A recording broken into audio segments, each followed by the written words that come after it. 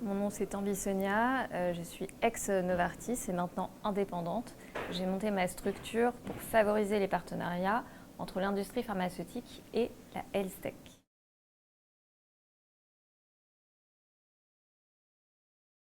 Je suis ingénieure chimiste à la base.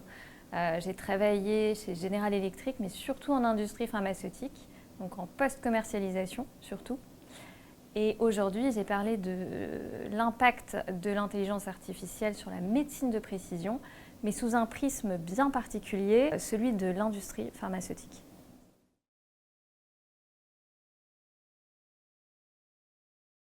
Alors, mon hypothèse est qu'il existe une relation vertueuse entre les trois acteurs médico-éco et technologiques, donc la médecine personnalisée, l'opportunité technologique qui est l'intelligence artificielle et l'acteur économique qui est l'industrie pharmaceutique. Alors en fait, pour valider l'hypothèse, j'ai investigué les trois sous-relations. L'impact de la médecine personnalisée sur le modèle économique de l'industrie pharmaceutique, en quoi les startups IA sont une réalité en routine clinique pour accéder à cette médecine de précision et en quoi l'industrie pharmaceutique peut-elle être une aide au déploiement de ces secteurs, de ces startups en IA, puisque beaucoup peinent à survivre aujourd'hui. Donc, pour démontrer l'impact de la médecine de précision sur l'industrie pharmaceutique, qui anciennement suit finalement le dogme du traité taux-effort, qui aujourd'hui n'est plus rentable pour l'industrie pharmaceutique. On le voit à travers les différents plans sociaux d'ailleurs. J'ai exploré le concept de la longue traîne de Chris Anderson, qui a fait ses preuves dans le e-commerce, pour prouver justement que cumuler tous les marchés de niche est aussi important que le marché des blockbusters. Et pour ça, on peut finalement s'intéresser à la personnalisation du couple patient-médicament en prenant en compte la singularité du patient grâce à l'IA et grâce à toutes les données le concernant. Et on peut agir soit sur le produit, soit sur le patient. Alors une stratégie beaucoup moins risquée et court-termiste, c'est finalement s'intéresser au patient, à la personnalisation du patient, parce qu'on n'influe pas ici sur le traitement qui est déjà commercialisé par l'industrie pharmaceutique. Et donc là, je me suis intéressée aux différentes solutions de diagnostic augmenté.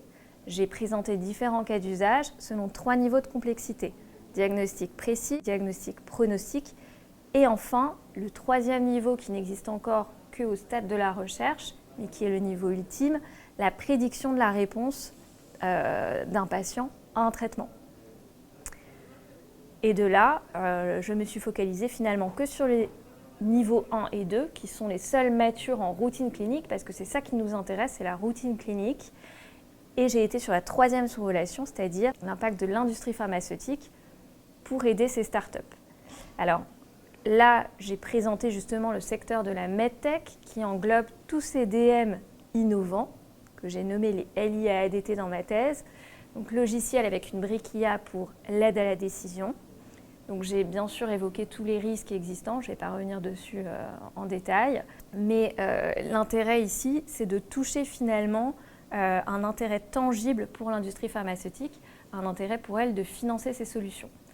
Et c'est là que je me suis intéressée à la donnée de sortie générée par ces solutions, puisqu'en fait l'IA a besoin d'énormément de données d'entrée pour faire tourner les solutions, mais on ne s'intéresse pas tant que ça, en tout cas cette partie est à mon sens sous-exploitée, c'est-à-dire valoriser toutes ces données de sortie pour les départements de R&D de l'industrie pharmaceutique, d'accès au marché, ça on y pense souvent, mais on y pense moins pour les départements de post-commercialisation. C'est-à-dire qu'aujourd'hui, ces données pourraient servir à mieux positionner les produits pour les équipes vente et marketing. Et ça pourrait être le socle d'un partenariat court terme et facile à mettre en place, actionnable au niveau de la filiale, puisque la prise de risque est quand même moindre que les partenariats en drug discovery. Et ça pourrait être une source de business pour ces startups en phase d'amorçage.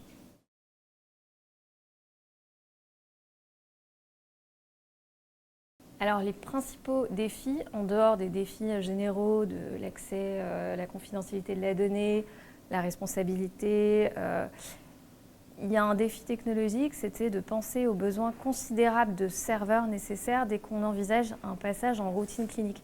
Et ça, on n'y pense pas assez, mais c'est un coût considérable et un impact aussi environnemental considérable. À côté de ça, il y a les freins économique avec la crise des levées de fonds qu'il y a eu en 2023. L'industrie pharma peut être justement une réponse. Et maintenant, pour chaque acteur, j'ai mis aussi des recos opérationnels.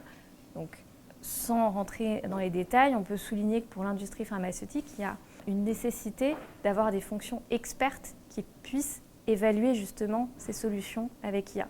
Puisqu'aujourd'hui, on n'a peut-être pas encore ce stade de maturité au niveau de l'industrie pharmaceutique qui est en cours dans sa transformation numérique, mais elle gagnerait à avoir des fonctions expertes pour justement mieux identifier les deals possibles. Pour les utilisateurs, c'est de les intégrer le plus en amont possible dès les premiers stades de la conception du produit. Et aussi pour l'information du patient, on parle souvent de l'information au moment des soins, mais il faudrait peut-être penser à les informer a posteriori sur ce que la recherche et sur ce que leurs données ont permis d'apporter. Ça pourrait justement les inciter à partager quelque part leurs données de santé. Et pour les startups en IA, avoir l'industrie pharmaceutique en tant que cliente, ça permet aussi de préserver quelque part leur indépendance. Et au niveau des recommandations, avoir des fonctions business au niveau de leur board, ce n'est pas toujours le cas. Mais c'est néanmoins nécessaire, en plus des médecins, ingénieurs, chercheurs, pour identifier ces fameux deals. Après, il y a d'autres points, mais typiquement, alors intégrer l'AI Act dès à présent, ça c'est forcément nécessaire, mais penser aussi à mesurer l'impact environnemental de ces solutions, en plus de l'impact médico-éco. Pour moi, c'est crucial de l'intégrer dès à présent.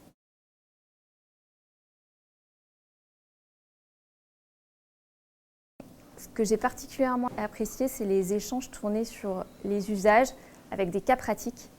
Un format table ronde également où il y a un franc-parler, c'est-à-dire qu'on va directement sur les sujets. On ne perd pas de temps forcément en étant peut-être trop politique et on va directement dans le dur. Donc j'ai trouvé que c'était plutôt pragmatique et tourné sur le pratique.